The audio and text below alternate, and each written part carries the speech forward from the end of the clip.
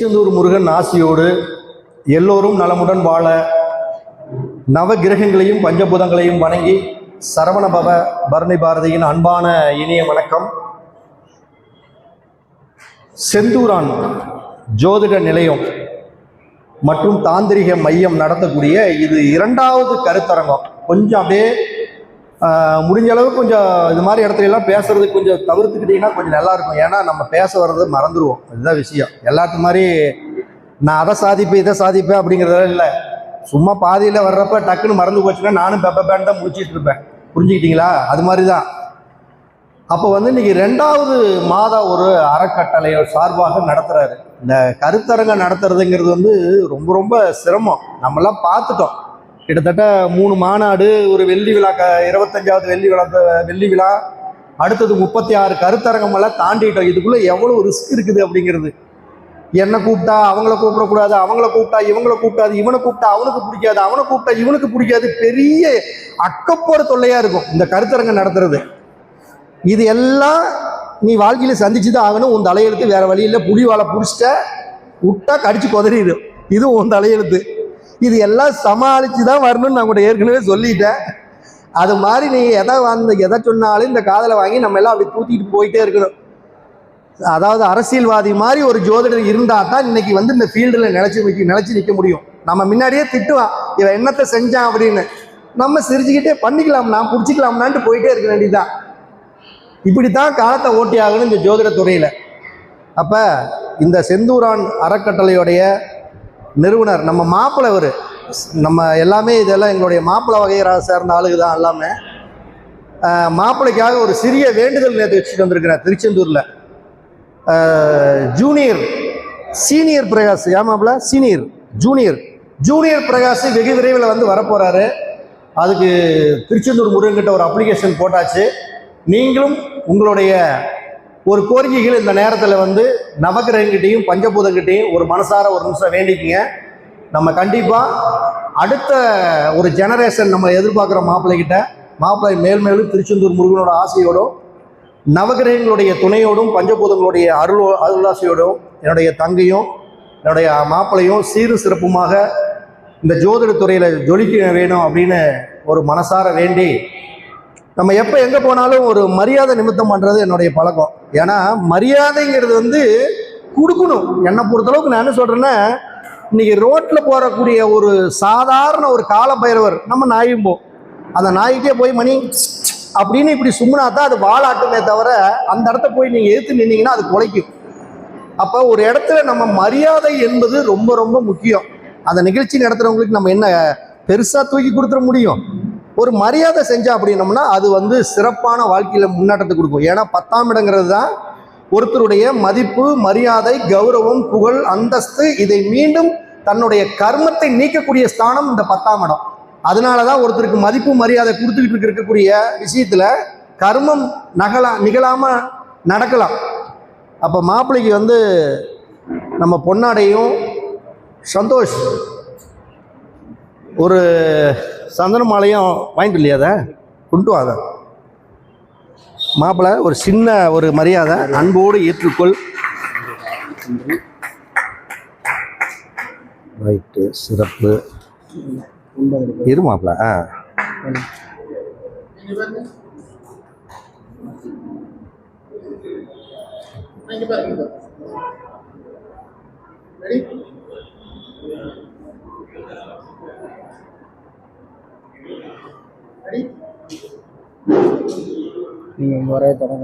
Okay. என்னை பொறுத்த அளவுக்கு ஒரு விஷயம் என்னன்னா, ஜோதிடத்துறையில் நான் பெரிய ஆளுன்னு யாரையுமே நான் நினச்சதே கிடையாது. எல்லாருமே சின்ன ஆளுக்கு தான். ஏன்னா நீங்கள் நினைக்கிற மாதிரி பார்க்கறதுக்கு உங்களுக்கு கண்ணுக்கு பார்த்தா, இப்போ சொன்னாங்க பாரு பில்டப் எல்லாம் எனக்கு விட்டாங்க பாட்டு, 2-3 பேர்லாம் விட்டாங்க பார்த்தீங்களா? எனக்கு தான் தெரியும் அந்த கலையில் எவ்வளோ கஷ்டப்படுறோம், எவ்வளோ சிரமப்படுறோம், எந்தெந்த இடத்துல நம்ம தோற்று போயிருக்கிறோம் அப்படிங்கிறது. சும்மா பெருமைக்கு வேணும் மேடை கிடைக்குதுங்கிறதுக்காக ஒருத்தரை பற்றி புகழ்ந்து வேணும் பேசிக்கலாம். ஆனால் கண்டிப்பாக பின்னாடி போய் பார்த்தா தான் எங்கள் பூலவாக்குன்னு தெரியும். நல்லா புரிஞ்சுக்கணும். நீங்கள் ஏன்னா அந்த அளவுக்கு எல்லாமே நான் ஜெயிச்சேன், நான் அதை பண்ணினேன் இதை பண்ணினேன்னு தானே பேசுகிறாங்க. நான் வந்து ஒரே விஷயம் என்னன்னா, நான் எங்கே தோற்று போயிட்டேங்கிற விஷயத்தை நான் பேசுகிறேன். நான் நிறைய இடத்துல தோற்று போயிருக்கிறேன். நான் சொன்ன இடத்துலலாம் நான் ஜெயிச்சிட்டேன் அப்படிங்கிறதுல இல்லை. அப்போ நம்ம எங்கே தோற்று போகிறோம் அப்படின்னா, நான் எங்கே தோற்று போயிட்டேன். அதே மாதிரி கொஞ்சம் சத்தம் இல்லாமல் ஒருங்க நான் முக்கியமான மேட்டர் தான் பேச போகிறேன். ரொம்ப பயனுள்ளதாக இருக்கும். அதாவது இன்றைய தலைமுறையில் ஜோதிடம் பார்ப்பவர்களுக்கும் சரி, வாஸ்து பார்ப்பவர்களுக்கும் சரி, இது ரொம்ப பயனுள்ள தகவல். நான் அப்படி வந்துட்டேன், நான் இப்படி வந்துட்டேன், நான் ஜெயிச்சிட்டேன், என் பின்னாடி ஒரு கூட்டமே இருக்குதுன்னு சொல்கிறதெல்லாம் கூட்டம் இருக்கும். எல்லா மேட்ரு பண்ணுனா எல்லா கூட்டம் வரும், தன்னைப்போல வரும். அப்போ நம்ம தோற்று போகிறோம், எங்கே தோற்று போகிறோம் அப்படிங்கிற ஒரு விஷயம் இருக்குல்ல. அப்போ நானும் வந்து பார்த்தீங்கன்னா நிறைய இடத்துல தோற்று போயிட்டேன். ஆனால் தோற்று போனதும் நம்மளுக்கு தெரிஞ்சே நம்ம தோற்று போயிருக்கிறோம். அதை வாடிக்கையாளர்கள் கேட்க மாட்டாங்க. அதுதான் விதி கொடுப்பினை அப்படின்னு பேர். விதி கொடுப்பினைன்னா என்ன? 12 பாவங்களில் ஜாதக கட்டத்தில் லக்னத்திலிருந்து 12 பாவங்கள் வரை உங்கள் தலையில் என்ன எழுதி வச்சிருக்குதோ அது கண்டிப்பாக நடந்தே தீரும். இதையெல்லாம் நான் எந்த பொம்பனாலையும் என்னால் மாற்ற முடியும்னு ஒருத்தன் சொல்கிறான்னா அவன் ஃப்ராடுக்காரன் தான். உன்னை தெரிஞ்சுக்கங்க, கண்டிப்பாக மாற்றவே முடியாது. அந்த பாவத்தில் இருக்கக்கூடிய வீரியத்தை, ஸ்ட்ரென்த்து, பவர், அதை குறைக்க முடியும். நல்லா புரிஞ்சுக்கங்க, அதில் குறைக்க முடியும். நான் இதை ஈக்கி நான் அதை ஆக்கிடுவேன், அதை ஈக்கி இதை ஆக்கிடுவேன்னா ஒன்றும் இல்லை. ஒரு உதாரணத்துக்கு பணம் வசியம், பண வசியம் வகுப்புகள் அப்படின்னு ஒரு பேச்சு வருது. ஒரு உதாரணத்துக்கு, நான் யாரையும் குற்றமெல்லாம் சொல்லலை, ரியாலிட்டியான விஷயத்தை தான் நம்ம பேசுகிறோம். அப்போ பணம் வரும் வசியம் அப்படின்னா அது கரெக்டு தான். நடத்துகிறவங்களுக்கு வரும், உங்களுக்கு வராது.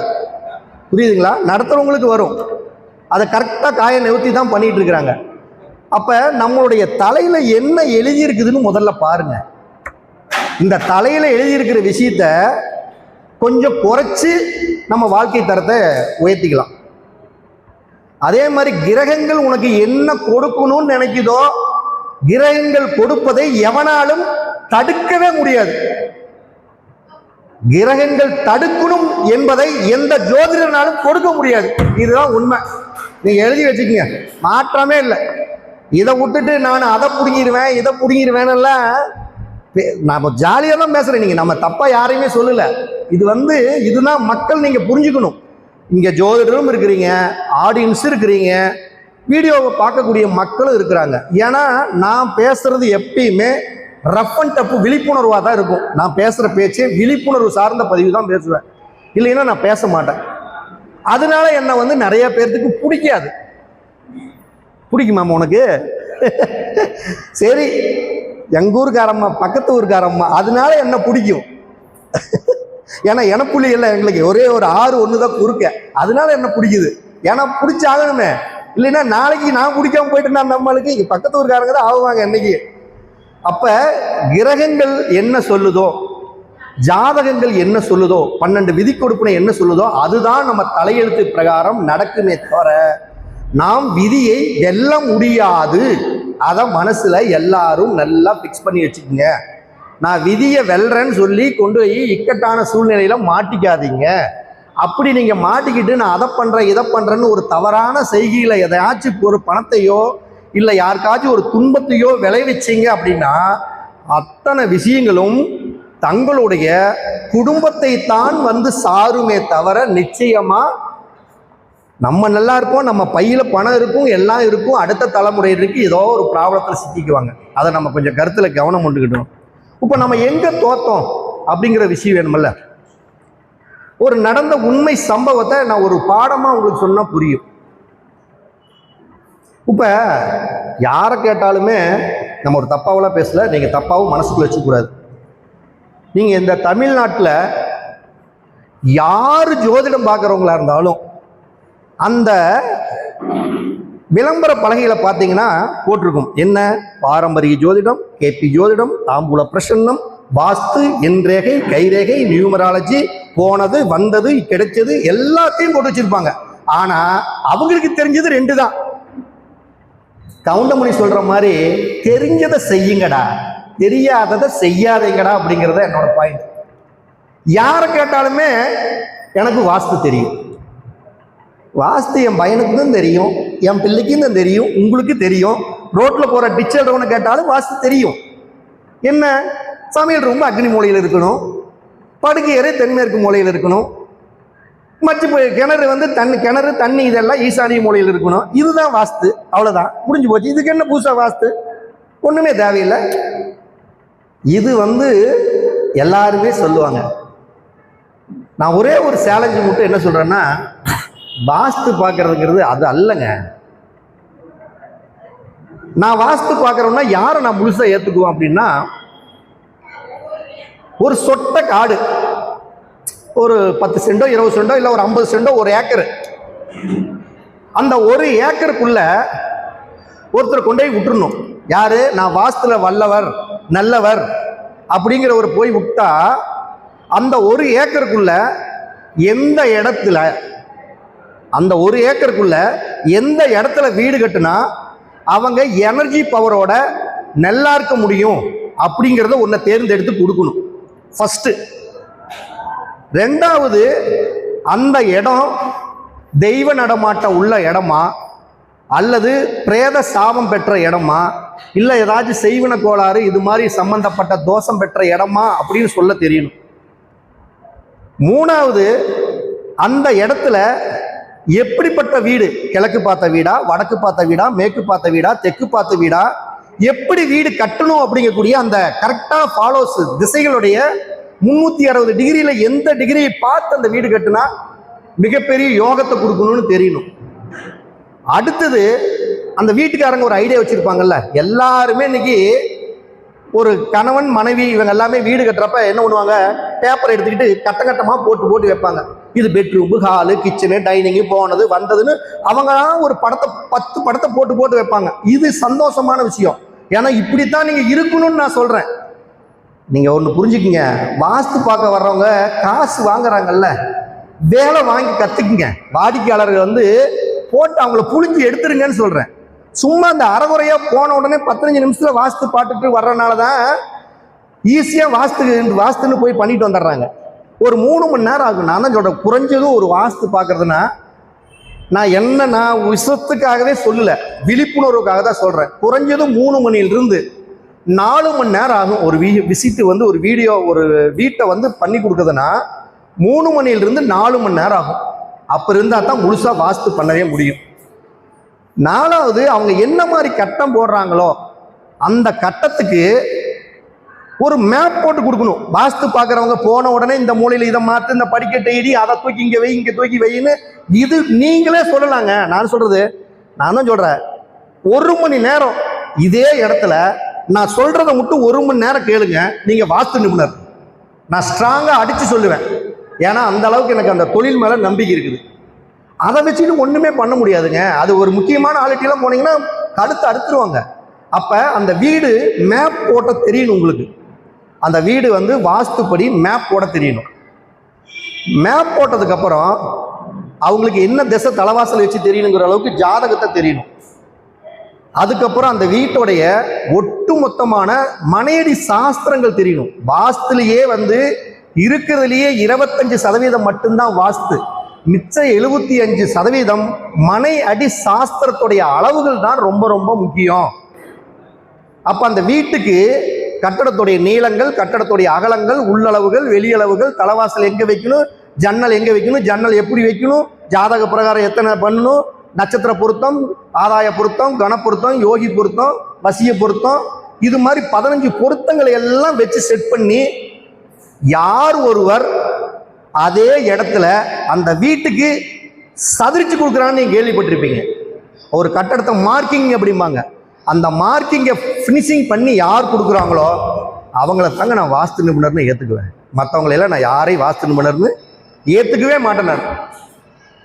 ஏன் அப்படின்னா, வாஸ்து அப்படிங்கக்கூடிய ஒரு பேரில் நான் போன இடத்துல பூராமே நிறைய நான் பார்க்காத ஆளுங்க உண்மையாலுமே இல்லை. நீங்கள் நான் வாஸ்துக்கு எனக்கு அதிகபட்சம் எனக்கு எவ்வளோ சம்பளம் கொடுத்துருப்பான்னு நீங்கள் நினைக்கிறீங்க? யாராச்சும் ஒருத்தர் சொல்லுங்கள், எனக்கு எவ்வளோ சம்பளம் கொடுத்துருப்பாங்க? நான் என்னுடைய சுய புராணத்தை சொல்கிறதுக்காக இல்லை, எவ்வளோ எனக்கு கொடுத்துருப்பாங்க அதிகபட்சமே? இல்லைம்மா அவ்வளோ கொடுக்கல, எனக்கு அதிகபட்சம் 75,000 ரூபா கொடுத்துருக்காங்க. 75,000 ரூபாய். ஏன்னா என்னோட டார்கெட் வந்து நான் அவங்க கிட்ட பேசுனதே 25,000 ரூபாய் தான். நான் ஒரு இடத்த வந்து சொட்ட இடத்துல ஒரு இடத்துல உட்கார்ந்து இடத்த பார்த்து மேப் போட்டு ஜாதகத்தை பார்த்து பிரசன்னம் பார்த்து டிராயிங்கி வரைஞ்சி மனப்பொருத்தம் பார்த்து உங்ககிட்ட இந்த மேப்பை கொடுத்துட்றேன், எனக்கு 25,000 ரூபா கொடுங்க, குறைஞ்சது 5 மணி நேரம் ஆகும் அப்படின்னு சொல்லி போனால் எனக்கு ரூம்பெல்லாம் பெங்களூரில் புக் பண்ணி கொடுத்துருந்தாங்க. சாப்பாடு நல்ல மரியாதை. ஜேசிபி தயாரிக்கக்கூடிய ஃபேக்ட்ரியோடைய ஓனர், அவரை நான் வந்து மேடையில் நம்மளுடைய மாநாட்டுக்கு நான் கூப்பிட்டு அவர் வரேன்னு இருக்கார். அவருக்கு நான் பண்ணி கொடுத்தேன். நான் பண்ணி கொடுத்துட்டு ஒரு ஜாதகம் 2 ஜாதகத்தை கொடுத்துட்டாங்க. அந்த 2 ஜாதகத்தை பார்த்தேன். எனக்கு எடுத்த உடனே 25,000 ரூபா போட்டுட்டாங்க. நான் ஜாதகத்தை பார்த்து முடிச்ச உடனே அவர் என்ன சொல்றாருன்னா, சரி அப்புறங்க ஐயா மேற்கொண்டு உங்களுக்கு என்ன பண்ணணும் அப்படின்னாரு.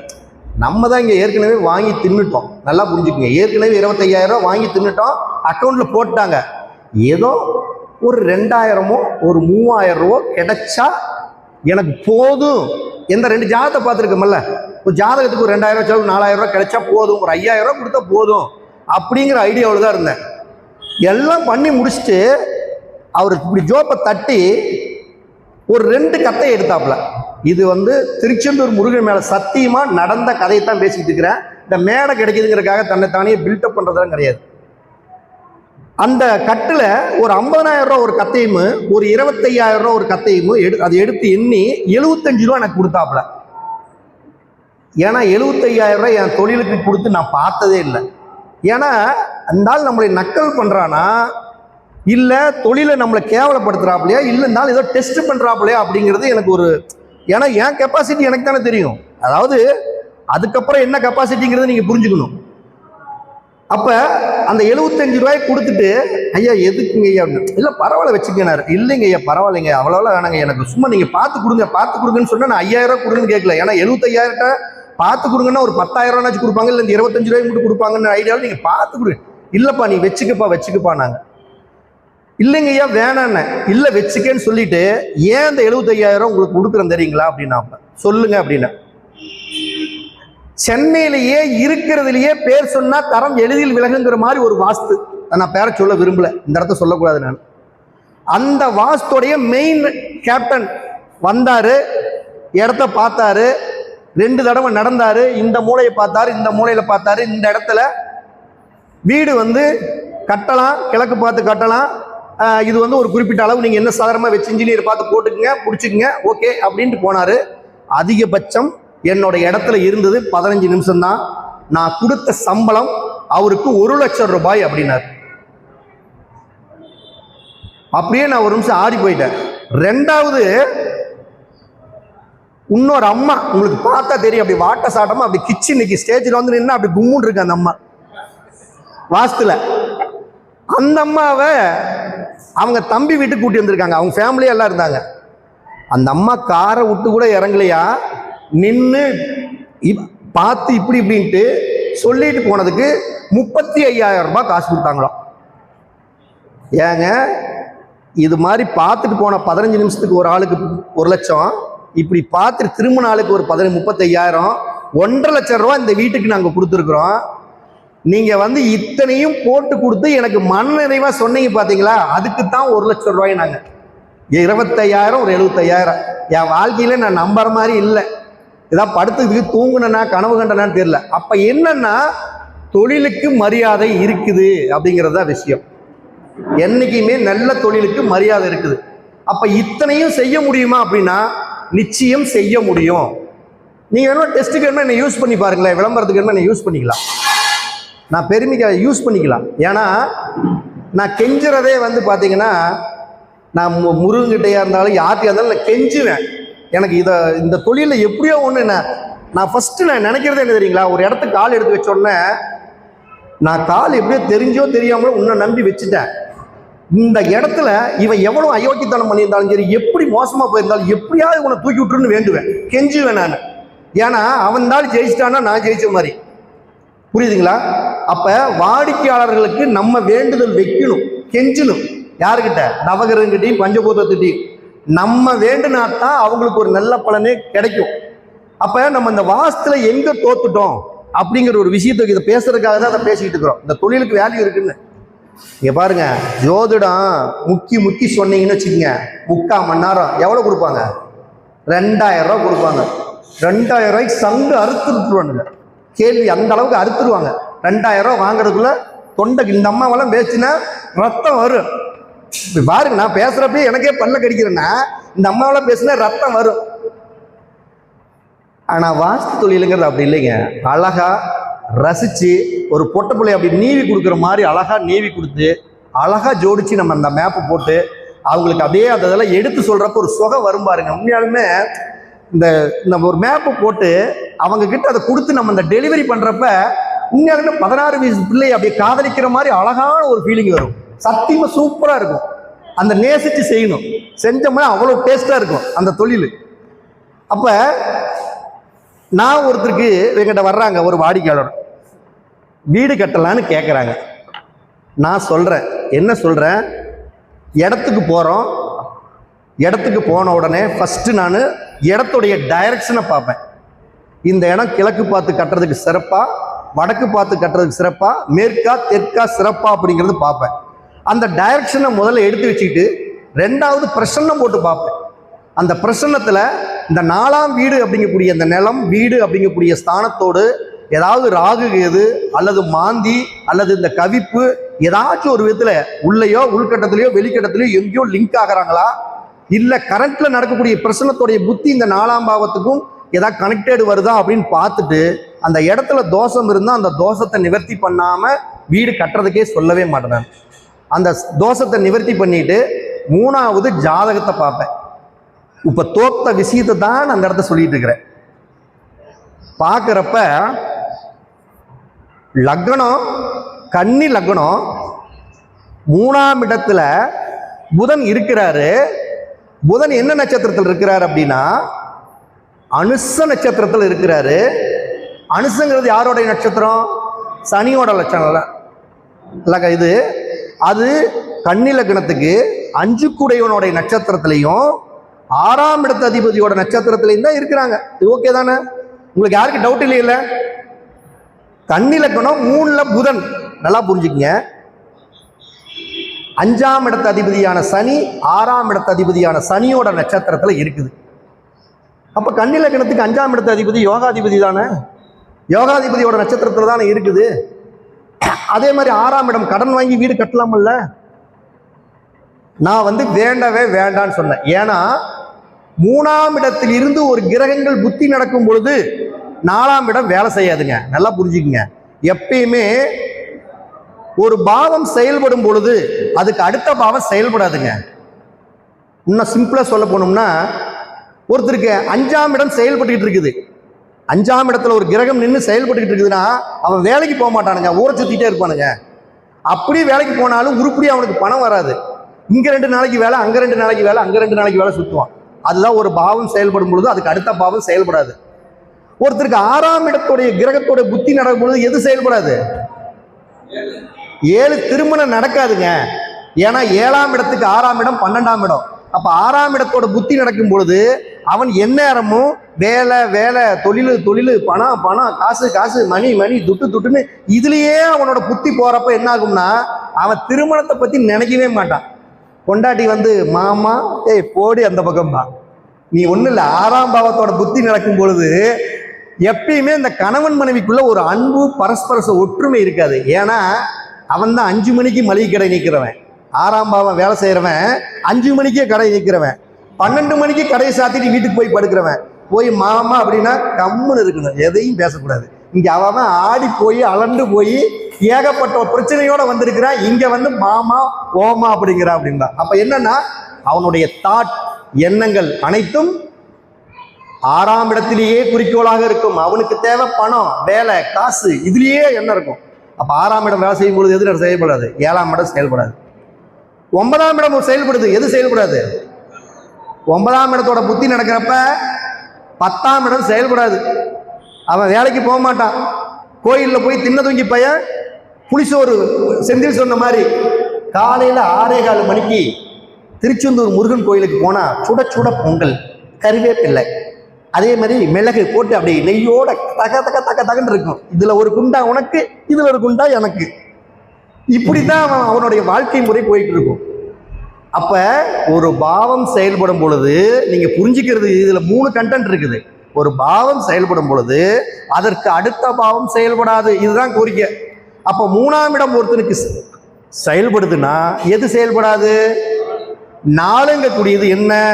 நிலம், வீடு கட்டுறது, வண்டி வாங்குறது, சொத்து வாங்குறது, இது எல்லாமே 3ஆம் இடம் செயல்படும் பொழுது ஒருவர் இடத்தை ரிஜிஸ்ட்ரேஷன் செய்யலாம், இடத்தை விற்கலாம், ஆனால் இடத்தில் வீடு கட்ட முடியாது. 3ஆம் இடம் செயல்படும் பொழுது 4ஆம் இடம் செயல்படாது. நான் அதை சொல்லிட்டேன். வீடு கட்டாதீங்க, கட்டுனீங்கன்னா நிச்சயம் பிரச்சனை அப்படின்னு சொல்லிட்டேன். நம்ம தமிழ்நாட்டில் தான் தடிக்கு விழுந்தா 1008 ஜோசியர். நீ என்னடா பெருசு? நான் கரூர் மணிமேகலை அம்மாவை போய் பார்க்குறேன்டா, அந்த அம்மா 2000 ரூபா கொடுத்தா முக்குன்னு முக்கும்டா அப்படின்னு அவர் தான். சரி போய் கத்து, கேளு, வாங்கு. இந்த அம்மா இல்லை, இதே மாதிரி ஒரு அம்மா போட்டு பார்த்துட்டு அவர் சொல்லியிருக்கிறாங்க. என்ன சொல்லியிருக்கிறாங்க? ஏங்க 3ஆம் இடத்து அதிபதி புத்தி தான், யோகாதிபதியோட நட்சத்திரத்தில் நின்று புத்தி நடத்துது. அவன் 5 கூடையவன் 6 கூடையவன். வீட்டை அடமானம் லோன் போட்டு வாங்கி வீட்டை கட்டுங்க, வீடு சிறப்பாக நடக்கும் அப்படின்ட்டான். நம்மளை கழட்டி விட்டுட்டான். நம்ம தான் நல்லது சொன்னோம்னா கேட்க மாட்டானே. இவன் நம்மளுக்கு என்னடா சொல்கிறேன், இவன் சொல்கிறது நம்மளுக்கு லாய்க்கு இல்லைன்னு என்ன விட்டுட்டாங்க. நம்ம மேப்பு வேணான்ட்டான், நம்மளை வாஸ்து வேணான்ட்டான், ஒன்றுக்கு இல்லாமல் நம்மளை ஓரம் கட்டி விட்டானுங்க. பாலக்கால் போட்டான். பாலக்காலுங்கிறது என்ன? பூமி பூஜை. வாஸ்து போட்டான். போட்டு 10 நாள் ஆச்சு.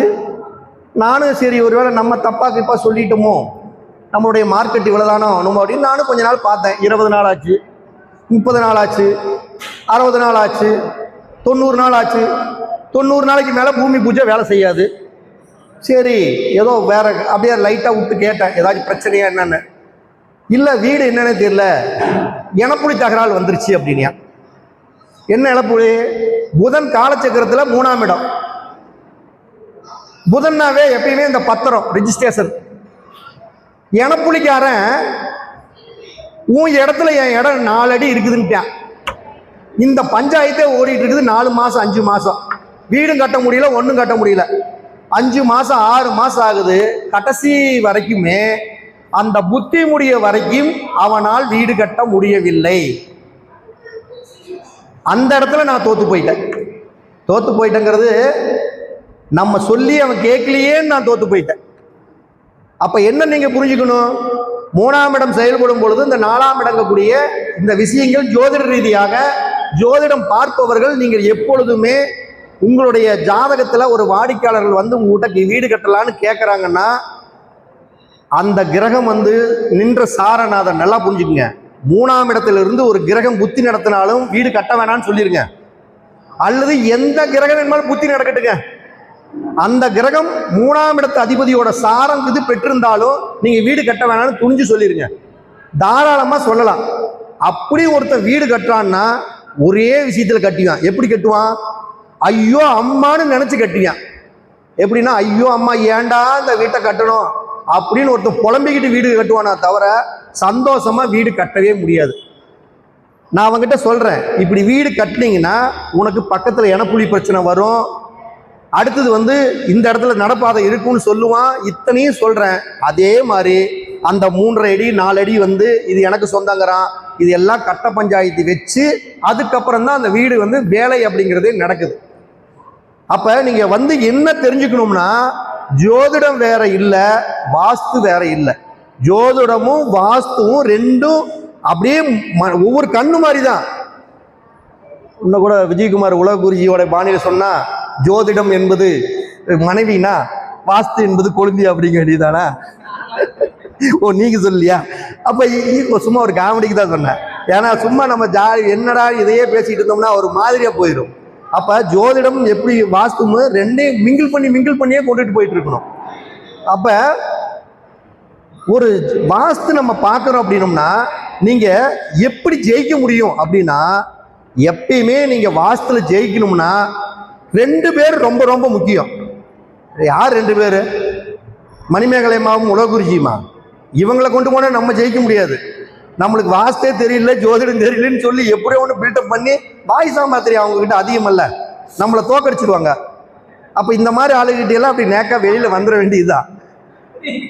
அப்ப என்னன்னா, ரெண்டு வேணும்மா, நீ இல்ல, மனையடி சாஸ்திரத்தோட டேப்பு, அளக்கிற டேப்பு, இந்த டேப் ஒண்ணு வேணும், திசை காட்டும் கருவிங்க கூடிய அந்த டைரக்ஷன் பார்க்கக்கூடிய அந்த கருவி ரெண்டு வேணும். இந்த ரெண்டு கருவி தான் கண்ணு. ஒன்று சுத்தா இது கூட இப்படி ஒரு கண்ணு பார்த்தா டேப்பு, இப்படி ஒரு கண்ணு பார்த்தா திசை காட்டும் கருவி. இந்த ரெண்டு பொருள் இல்லாமல் ஒருத்தன் வாஸ்து பார்க்க வந்தானா யாருமே இனிமேல் முதல்ல வாஸ்து பார்க்க யாராச்சும் வர்றேன்னா, வாங்க உன் பையில என்ன இருக்குது, திசை காட்டும் கருவி வச்சிருக்கியா, டேப் வச்சிருக்கியா, என்கிட்ட இல்லை, போ நீ லாய்க்கூடாது அப்படின்னு. இது ரெண்டுமே இவங்களுக்கு ஒரு அடிப்படை தகுதி. ஒரு படிக்க போகிற பையனுக்கு முதல்ல ஸ்கூல் படிக்க போகிறான், சிலேடும் பென்சில் வேணுமல்ல, சிலேடு பென்சில் இல்லாமல் எதுக்கு அங்கே கொடுக்குறதுக்காக வர்றியா ஸ்கூலுக்கு? அப்போ இது ரெண்டும் வேணுமல்ல. என்னங்க ஐயா, புரியலைங்க? சரிங்க. ஓ, இதுலயே இருக்கா? அப்ப இந்த வாஸ்துல இந்த திசை காட்டும் கருவியும் டேப்பு ரொம்ப ரொம்ப முக்கியம்.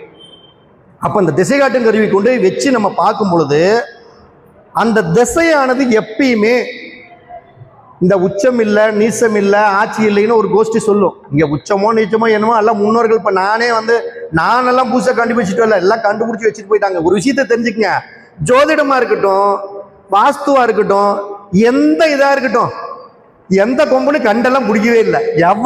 நான் யாருமே கண்டுபிடிக்கல. எல்லாம் கண்டுபிடிச்ச அந்த கிளவியை கூட்டிட்டு வந்து பட்டி திங்கரெல்லாம் வச்சு, பொட்டு வச்சு, பூ வச்சு, நல்லா பட்டுச்சேலையை கட்டி அலங்காரப்படுத்தி, இது நான் கண்டுபிடித்தது. இந்த ஒரு கிளவிக்கு அடுத்த ஒரு கிளவி அதே கிளவியை கூட்டிட்டு வந்து சுடிதார் போட்டு வந்து, இது நான் கண்டுபிடித்தது. இப்படி வேணுமா பில்டப் பண்ண முடியுமே தவிர, வாஸ்துலையோ ஜோதிடத்திலேயோ நான் கண்டுபிடித்தது என்பது ஒன்றுமே உலகத்தில் இல்லை. உண்மையே இல்லையா? ஆனா நம்ப மாட்டீங்களா யாருமே. என்னடா நம்மளை பத்தி நம்மளே கண்டுபிடிச்சா நம்மளை பத்தி யாரோ ஒரு துப்பா சொல்லிட்டு இருக்குதுன்னு நினைக்கக்கூடாது. உண்மை அதுதான்.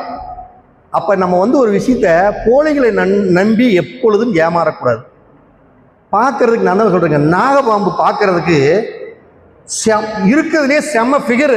பாம்புல எது என்ன, பாம்புல போய் ஃபிகருங்கிறானே அப்படின்னு நினைக்கக்கூடாது. இருக்கிறதுலேயே பாம்புல சரியான ஃபிகர் எதுனா, ஃபிகர்னா என்ன, அழகு.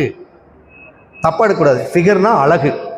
அப்ப நாகபாம்பு தான் இருக்கிறதுலேயே அழகா இருக்கும். ஆனா அதுல தான் அப்படின்னுச்சுன்னா முடிஞ்சு போச்சு, அவன் வாழ்க்கையே எல்லாமே முடிஞ்சு போயிடும். அப்ப பார்க்கறதுக்கு உங்களுக்கு எல்லா ஜோதிடமும் கண்ணுக்கு அழகாகத்தான் தெரியுமே தவிர, உள்ள போய் பார்த்தா தான், அதுல புழங்கி சுத்தினாத்தான் அதுல இருக்கக்கூடிய எந்தெந்த இடத்துல பட்டி பார்த்துருக்குறாங்க, எந்த இடத்துல பெயிண்ட் அடிச்சிருக்கிறாங்க, எந்தெந்த இடத்துல லிட்டிஸ் போட்டிருக்காங்க அப்படிங்கிறது எல்லாமே புரியும். அதுக்கு கொஞ்ச நாள் நீங்க டிராவல் பண்ணணும். அப்ப இந்த வாஸ்துல நவகிரகங்களையும் பஞ்சபூதங்களையும் சரியாக பார்க்கணும், அதுதான் வாஸ்து.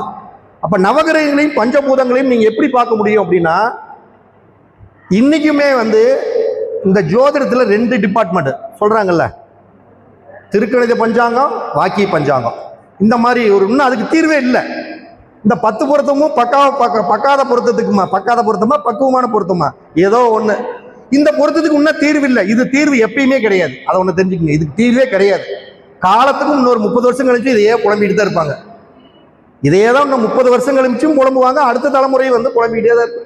இது தலையெழுத்து, இது ஜென்மம் மாறாது. அப்ப நவகிரகங்கள் ஒரு கோயில்ல போய் எந்த இடத்துல நவகிரகங்கள் இருக்குதோ அதுதாங்க வாஸ்து. நீங்க ஒரே விஷயத்தை நல்லா புரிஞ்சுக்கணும். கோயில்ல போய் நவகிரகங்களை பார்த்தீங்கன்னா, அந்த கோயில்ல அந்தந்த தெய்வங்கள் எந்தெந்த இடத்துல உட்கார்ந்து இருக்குது, அவ எங்கெங்க பாக்குறானோ அதுதான் வாஸ்து. அதுக்கு மேல வாஸ்தே இல்லை. இதை ஒருத்தர் நீங்க நல்லா புரிஞ்சுக்கிட்டீங்கன்னா நீங்க வாஸ்துல மிகப்பெரிய ஒரு ஜாம்பவான். அப்ப நவகிரக தெய்வத்துல போய் பாத்தீங்கன்னா, சூரியன் அந்த பிரம்மஸ்தானத்துல போய் மையத்துல உட்கார்ந்து இருப்பார். அப்ப சூரியன் மையத்துல உட்கார்ந்து இருக்காருன்னா என்ன அர்த்தம்? வீட்டோடைய மையத்துல சூரியன் தான் உட்கார்ந்து இருக்கிறார். அங்கிருந்து தான் அவர் வெளிச்சத்தையே அள்ளி தர்றாரு. அப்ப அந்த மையத்தை யார் ஒருவர் அடைச்சு கட்டுனாங்கன்னா, அந்த மையம்னு என்ன, இந்த பேப்பர் இருக்கு, இதுதான் பேப்பர். இந்த பேப்பர் இருக்கு, இது ஒரு அளவுன்னு வச்சுங்க. இந்த மூளைக்கும் இந்த மூளைக்கும் இப்படி கிராஸ் பண்றப்போ ஒரு பெருக்கல் குறி விழுவும் இல்ல, இதுதாங்க சூரியன் உட்கார்ந்து இருக்கிற இடம். இந்த இடம் உங்க வீட்டுல ஒரு இடத்துல ஏதாச்சும் வெயிட்டோ, ஒரு கட்டடத்துடைய செவுரோ, இல்ல ஏதாச்சும் ஒரு குறுக்க அந்த வெட்டுப்படுற இடத்துல, ஒரு உதாரணத்துக்கு இப்படி பெருக்கல் குறி வர்ற இடத்துல செவுரு இப்படி செவுரோ இல்லை இப்படி செவுரோ ஏதாச்சும் ஒன்று குறுக்க வந்துருச்சுனாவே அவங்களுக்கு என்ன நடக்கும்? சூரியனுடைய காரகம் என்னவோ அது நடக்கும். அப்ப என்ன பண்ணணும்? ஜோதிடத்தை கொண்டே அப்படியே போய் எட்டி பார்க்கணும். சூரியன் எல்லா பாவத்துக்குமே சூரியன் இருக்கிறார். அதான் சொல்றேங்க, 9 கிரகங்களும் 12 பாவத்தின் வழியாகத்தான் செயல்படும். ஒரு கிரகம் இந்த பாவத்துல குரு தான் பணத்தை கொடுப்பாரா? 9 கிரகங்களும் பணத்தை கொடுக்கும். அப்ப 2ஆம் இடத்துல சூரியன்னா அது கண்ணு, 1ஆம் இடத்துல சூரியன்னா அது தலை, 5ஆம் இடத்துல சூரியன்னா அது ஹார்ட், இதயம். அப்ப இந்த பிரம்மஸ்தானம் வெட்டுப்பட்டுச்சு அப்படின்னா, வெயிட் ஏறிச்சுன்னா முதல்ல என்ன நடக்கும்? அந்த வீட்டுல சூரியன்னா யாரு? தலைமை கிரகம். அப்ப வீட்டுல தலைமை யாரு? தந்தை. அப்ப குடும்ப தலைவருக்கு இதயம் சம்பந்தப்பட்ட வியாதிகள் என்ன சொல்லலாம்? ஹார்ட் அட்டாக் வருவதற்கு வாய்ப்பு நிறைய இருக்குதுன்னு சொல்லலாம். புரியுதுங்களா? நான் பேசுறது என்ன பார்த்ததுல நல்லா பேசுறேன். நீங்க புரிஞ்சுக்கிறது புரிஞ்சிக்காது உங்களோட விருப்பம். நல்லாவே சூப்பராகவே அது புரியுற மாதிரியே பேசுறேன். அப்ப பிரம்மஸ்தானம் பாதிக்கப்பட்டால் உங்க வீட்டில் இருக்கக்கூடிய குடும்ப தலைவருக்கு ஹார்ட் அட்டாக் வந்தே தீரும். அதில் சாவாரா பொழைப்பாரா என்பது உங்களுடைய ஜாதகத்தில் சூரியனுடைய கிரக காரகத்தை வைத்தியும் 5ஆம் பாவத்துடைய காரகமும் நன்றாக இருந்தால் ஆஞ்சியோ செஞ்சு பொழைச்சிக்குவாங்க. இவ்வளவுதான் மேட்டர். இதுதான் வாஸ்து. சுக்கிரன் கிழக்கு பகுதியில் தான் இருப்பார். அப்ப கிழக்கு ஒருத்தருக்கு பாதிக்கப்பட்டால், சுக்கிரன் பாதிக்கப்பட்டா என்னமா நடக்கும்? பொண்டாட்டி சுகம் கிடைக்காது. சூப்பர்மா. பொண்டாட்டி சுகம் கிடைக்கலீங்கன்னா வாழ்க்கையில் அவன் இருந்தா என்ன, பொழைச்சா என்ன, அவன் செத்தா என்ன, அவன் தூக்கு போட்டுட்டு அன்னைக்கே செத்து போயிடலாம், அவன் வேஸ்ட். அப்ப சுக்கிரன் கிழக்கு பகுதி பாதிக்கப்பட்டா எல்லாருமே சொல்லுவாங்க. ஒரு 10 டைலாக் வச்சிருக்காங்க. என்ன டைலாக்? நுரையீரல் பாதிப்பு, கேன்சர் வரும், கர்ப்பப்பை கோளாறு, கர்ப்பப்பையில ஒரு கட்டி. இது ஒரு 10 டைலாக் இருக்குது எல்லாத்துக்கிட்டையுமே. அந்த வாஸ்து பார்க்குறவங்க கிட்ட கிழக்கு பாதிக்கப்பட்டால் பெண் சுகம் கிடைக்காது, வண்டி வாகன சேர்க்கை நடக்காது, பெண்கள் மூலம் கிடைக்க வேண்டிய அந்த அன்பு, பாசம், பரிவர்த்தனை எதுவும் அவன் எதிர்பார்த்த விஷயங்கள் இருக்காது, தனச்சேர்க்கை முதலில் இருக்காது. இதை நீங்க புரிஞ்சுக்கணும். வாஸ்துல இப்படித்தான் கம்பேர் பண்ணணும். இப்ப வடகிழக்கு பாதிக்கப்பட்டிருக்குது. இப்ப நவகிரக தெய்வத்துல போய் வடகிழக்கு மூலையில பாத்தீங்கன்னா யார் உட்கார்ந்துருப்பாங்க? யாராச்சும் சொல்லுங்க பாப்பா.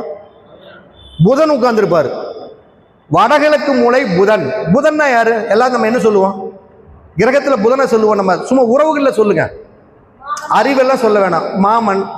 புதன்னா ரொம்ப சிறுவர்கள் விளையாடுறத சிறுவர்கள். புதன்னாவே முதல்ல சிறுவர்கள், குட்டின்னு சின்னதுன்னு அர்த்தம். அப்ப சிறுவர்களுடைய படிப்பு முதல்ல தடைப்படும், படிப்பு சார்ந்த பிரச்சனைகள் பாதிக்கப்படும், சிறுவர்களுக்கு நரம்பு சம்பந்தப்பட்ட உடல் உபாதைகள் வருவதற்கு நிறைய வாய்ப்பு இருக்குது. வடகிழக்கு பாதிக்கப்பட்டால் தோல் சம்பந்தப்பட்ட அலர்ஜி, சோரியாசிஸ், இந்த மாதிரி பிரச்சனைகள்லாம் வரும்.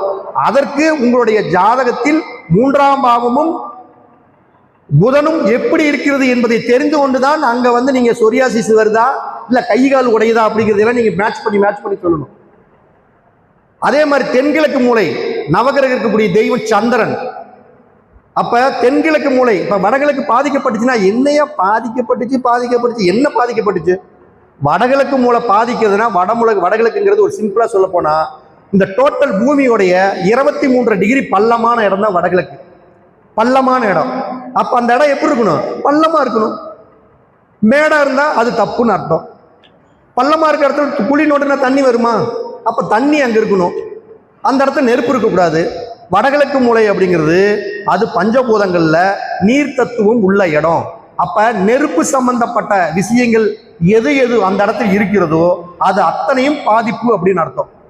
அதாவது இந்த வாஸ்துங்கிறதே நிலம், நீர், நெருப்பு, காற்று, ஆகாயம் கூடிய இந்த பஞ்சபூதத்தினுடைய அடிப்படையிலையும் நவகிரகங்களான சூரியன், சந்திரன், செவ்வாய், ராகு, குரு, சனி, புதன், கேது, சுக்கிரன் கூடிய அந்த 9 கிரகங்களுடைய தொகுப்பின் 2ஐ இணைச்சுதான் இந்த வாஸ்து செயல்பட்டு இருக்குது.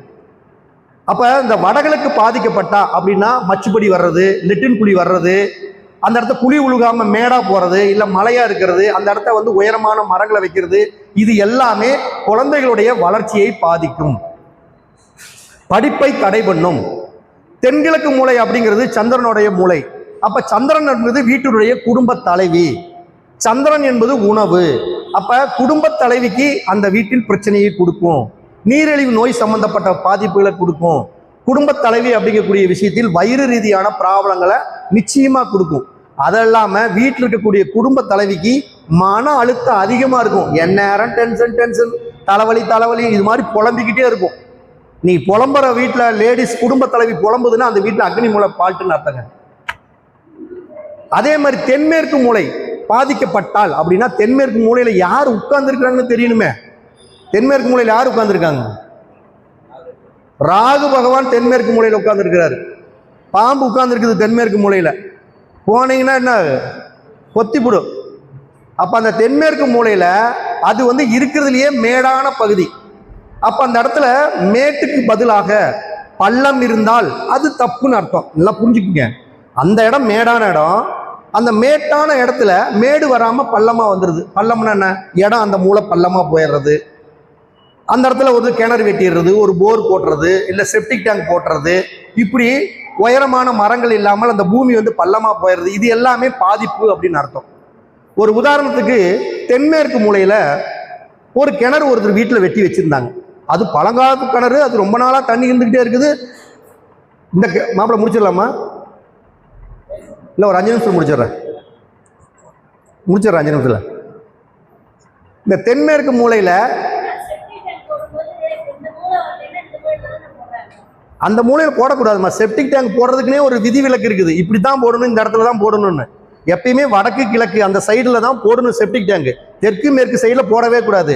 இதுல செப்டிக் டேங்க் போடுறதுக்கு சரியான இடம்னா உங்க வீட்டுடைய வடமேற்கு மூலையில இருந்து ஈசானிய மூலை வரைக்கும். ஒரு உதாரணத்துக்கு இந்த பேப்பர் இருக்குது அப்படின்னா, இந்த பேப்பர்ல இருந்து இது ஒரு இத்தனை அடி இருக்குமில்ல, இது ஒரு 50 அடின்னு வச்சுக்கோங்க. இந்த 50 அடியை 4 பகுதியா பிரிச்சு, 50 அடி 4 பிரிச்சா எவ்வளவு வரும்? 12.5 அடி. அப்ப இந்த வாயு மூலையில் இருக்கக்கூடிய 12.5 அடியை விட்டுட்டு 2வது 12.5 அடியில தான் நீங்க செப்டிக் டேங்க் போடணும். இது வடக்கு பக்கத்துல. இதே கிழக்கு பக்கத்துல நீங்க செப்டிக் டேங்க் போடணும்னா, கிழக்கு இந்த அக்னி மூலை இருக்கு பாத்தீங்களா, இந்த அக்னி மூலையிலிருந்து ஈசானிய மூலை வரைக்கும் ஒரு 50 அடி இருக்குதுன்னா அதை 4ஆ பிரிச்சு முதல் வரக்கூடிய அக்னி மூலையில 12.5 அடி விட்டுட்டு 2வது 12.5 அடியில தான் செப்டிக் டேங்க போடணும். இதுதான் அதனுடைய ரூலே. வேற மாதிரி ரூலே கிடையவே கிடையாது. அப்படி போட்டாங்கன்னா அது தப்புன்னு அர்த்தம். அப்ப தென்மேற்கு மூலையில ஒரு கிணறோ ஒரு போரோ இருந்தா அந்த வீட்டுடைய குடும்ப பெண்களுடைய கற்பு சூறையாடப்படும். ஒழுக்கமான பெண்களா இருந்தாலும் கூட. அதுக்கு நம்ம மாப்பிள்ளை மாதிரி ஒரு 10 நீட்டா டிப் டாப்பா ஜம்முன்னு இல்லை சேவ் பண்ணி இல்லை ஜம்முன்னு போய் நின்னான்னா அப்போ 4 பிள்ளைங்க பார்க்குது, மாப்பிள்ளை பின்னாடி வருது, என்ன பண்றது? வேற வழி இல்லை. அப்ப என்ன ஆகும்? அந்த பெண்ணு தடமாறி போகும். மாப்பிள்ளை நம்பி இல்லை மாப்பிள்ளை, நான் பொதுவாக சொல்றேன், நான் சிவனேன்னு அங்கேயே இருந்திருப்பேன், ஏன்டா இங்க வந்தவன் இருக்குதுக்கிறியா?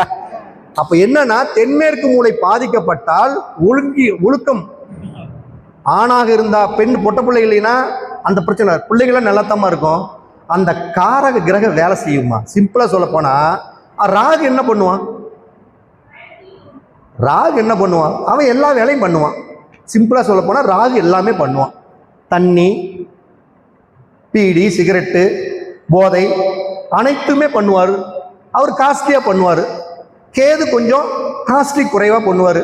இவர் பீடி குடிச்சா அவர் கோல்டு ஃபில்டர்ல புல்ல அடிப்பாரு. இவர் சாராயம் குடிச்சா அவர் வந்து பெரிய சரக்கா வாங்கி அடிப்பார். இவ்வளவுதான் விஷயம். அப்ப அதுக்கு தகுந்தாற் போல் இங்க இப்படின்னா அங்க அப்படி. அது மாதிரி அந்த தென்மேற்கு மூலை பாதிக்கப்பட்டா புற்றுநோய் வருவதற்கு வாய்ப்புகள் இருக்கும். அதுக்கோசரம் நீங்க வரும்னால தப்பா யாரும் பயப்படாதீங்க. அதுக்கு அவங்களுடைய ஜாதகத்துல ராகு கெட்டு போய் இருக்கணும். அதே மாதிரி 4ஆம் இடம் நுரையீரல் சார்ந்த பகுதி கெட்டு போய் இருக்கணும். 4ஆம் பாவமும் கெட்டு, ராகுவும் கெட்டு, தென்மேற்கு மூலையும் கெட்டால் மட்டும்தான் புற்றுநோய் வருமே தவிர, நீங்க வாஸ்துல ராகு இந்த மூளை பாதிக்கப்பட்டிருந்தா புற்றுநோய் வரும்னு தயவு செய்து சொல்லி ஊர்ல இருக்கவங்க எல்லாம் பயப்படுத்தாதீங்க. தயவு செய்து இப்ப எல்லாம் கொள்றாங்க, கொடுமையா அழுகுறானுங்க. எல்லாமே வாஸ்துங்கிற பேர்ல போற இடத்துல எல்லாம் அழுகுறாங்க. நம்மளுக்கு பாவமா இருக்குது இவங்களை பாக்குறப்ப. அப்ப வாயு மூளை அப்படிங்கிறது அது காற்றோட மூளை. அந்த மூளை பாதிக்கப்பட்டுச்சுன்னா அந்த மூளையில் இருக்கக்கூடிய நவகிரக தெய்வம் கேது. அப்ப அந்த வாயு மூளை பாதிக்கப்பட்டுச்சுன்னா என்னன்னா பாதிப்புன்னு என்னன்னா, ஒரு குழியா இருக்கிறது, ஒரு தெரு வந்து வாயு மூளையை பார்த்து குத்துறது, அந்த இடம் வந்து ஒரு பள்ளமா போறது, செப்டிக் டேங்க் போடுறது, இல்ல கிணறு வெட்டுறது, போர் போடுறது, இது மாதிரி எந்த விஷயங்கள் செஞ்சாலும் அந்த கணவன் மனைவிக்குள் இருக்கக்கூடிய அந்யோன்யம் கெட்டு போயிடும். கேதுன்னா யாரு உங்களுக்கே தெரியும். அவர் கத்திரிக்கோள். அவரோட கேரக்டர் என்ன? எதா இருந்தாலும் நீட்டா வெட்டுவாரு, அழகா கட் பண்ணுவாரு, ஒரு கடையை ஓப்பன் பண்ணுறோம், கத்திரிக்கோல் வச்சு முதல்ல கட் பண்ணாதீங்க தயவு செய்து. அவனே முதல்ல நல்லா யோசனை பண்ணுங்க. முதல்ல ஏமா நீயே சொல்லுமா, முதல்ல அவன் கடையை ஓப்பன் பண்ணுறான், நீ கேதை எடுத்துகிட்டு போய் இப்படின்னு கட் பண்ணா அது விளங்குமாமா? பண்ணக்கூடாது முதல்ல. இது உண்மையாலுமே ஒரு லாஜிக்கான விஷயம் நம்ம பேசுகிறப்ப சொல்கிறோம். அப்போ வாயு மூளை பாதிக்கப்பட்டால் கணவன் மனைவி இடையே அந்த அன்பு பரஸ்பர ஒற்றுமை இருக்காது. ஒரே வீட்டில் குடும்பம் நடத்துவாங்க,